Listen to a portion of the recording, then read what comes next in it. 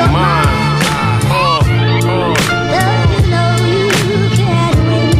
Make up your mind.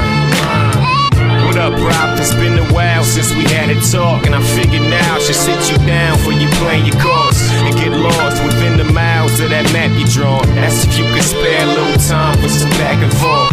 And of course, I know you're busy now, but tell me how your mom lost the crib while you try and hold your city down.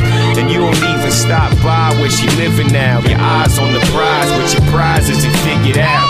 Just trying to stick it out, waiting for your day to come, and hoping that them words on them pages will make you something, so you could go away somewhere. You said you wasn't scared of nothing, but why you so afraid to fail? And why you always blame yourself?